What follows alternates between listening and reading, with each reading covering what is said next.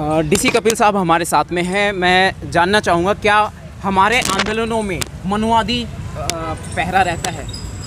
देखिए, मनुवादी पहरा तो हमेशा सा रहेगा, निश्चित रूप से वो लोग ज़्यादा सजग हैं।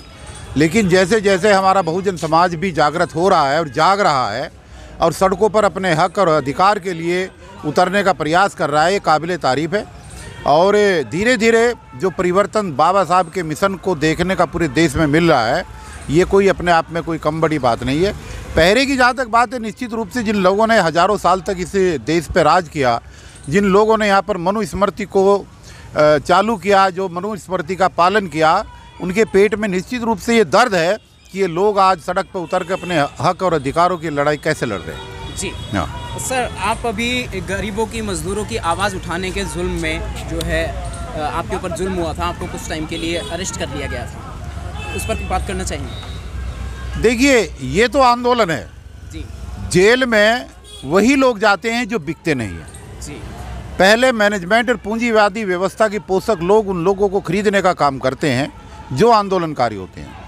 जो आंदोलनकारी उनसे खरीदे नहीं जाते, साम दाम दंड भेद अपना करके जिनको वो काबू नहीं कर सकते और खुली चुनौती उनके सामने देते हैं, अपने हक और अधिकारों की बात करते हैं, तो निश्चित रूप से उन्हें जेल जाना पड़ता है। जेल जाने में कोई हर्ज नहीं है। हम अगर जेल गए हैं तो मुझे तो गर्व है इस बात के ऊपर कि हम जेल उन लोगों के लिए गए हैं जो मजलूम हैं, जो मज़े से दूर हैं, जो मजदूर हैं, जिनके हकों के लिए कोई लड़ता नहीं है। और हम ही लोग, पढ़े लिखे लोग, बाबा साहब के सिपाही मिशन के, अगर हम ही लोग अपने लोगों के लिए नहीं लड़ेंगे तो कोई बाहर का आदमी लड़ने के लिए नहीं आएगा।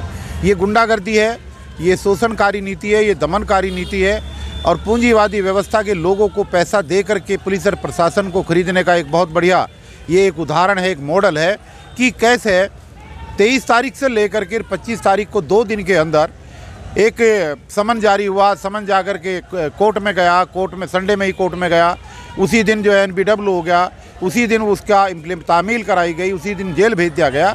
तो ये सारी चीज़ें तो चलेंगी, जब हम निश्चित रूप से सामने आएंगे तो ये चीज़ें चलेंगी और चलती रहेंगी। इससे घबराने की ज़रूरत नहीं है, हम इस आंदोलन को जारी रखेंगे। जी, उस आंदोलन में तो कहा था जहां से गिरफ्तार किया गया था वहीं पर धरना प्रदर्शन फिर से होगा, उसी फॉर्म में होगा, उसी रूप में होगा। निश्चित रूप से उन्होंने 10 दिन का समय दिया था।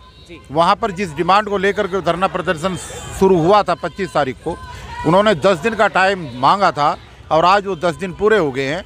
तो कल या परसों में हम दोबारा नोटिस दे करके वहाँ पर दोबारा फिर नई क्रांति की सूत्रपात करेंगे। जी सर, जैसे डॉक्टर रितु सिंह आज सड़कों पर है, इस बच्चों की लड़ाई भी लड़ रही है ताकि आने वाले बच्चों के ऊपर इस तरह का जुल्म ना हो, क्या ये कोई सफलता लेकर आएगा? देखिए, डॉक्टर रितु सिंह का मामला हो या देश के किसी भी कर्मचारी या बेटियों का मामला हो, ये सारी कवायद, ये सारा आंदोलन किसी एक व्यक्ति के इर्द गिर्द नहीं चल रहा है।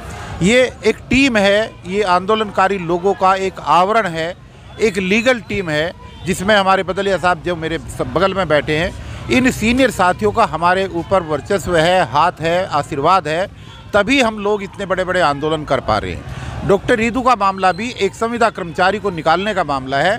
ये मामला भी ठेकेदारी हटाओ राष्ट्रीय संयुक्त मोर्चा के दायरे में आता है। वहीं से हमने शुरुआत की थी। पहले प्रदर्शन को हमने अपने हाथों में लेकर के किया था और ये आवाज़ उठाई थी कि जिस प्रिंसिपल ने इनको निकाला है उसको गिरफ्तार किया जाए, उसके खिलाफ FIR की जाए। फिर FIR हुई, FIR हो करके भी ये नए सिरे से जो आंदोलन शुरू हुआ है, ये आंदोलन इसलिए है कि जब FIR हो गई है, चार्जशीट जमा हो गई है, तो क्यों उस प्रिंसिपल को गिरफ्तार नहीं किया जा रहा है। तो देश के अंदर, दिल्ली के अंदर जितने भी आंदोलन हो रहे हैं, इससे निश्चित रूप से आने वाली पीढ़ी को लाभ होगा, उनके अंदर एक नया संचार होगा, क्रांति का उदय होगा, ये ऐसा मेरा मानना है। बहुत बहुत शुक्रिया, बहुत बहुत साधुवाद।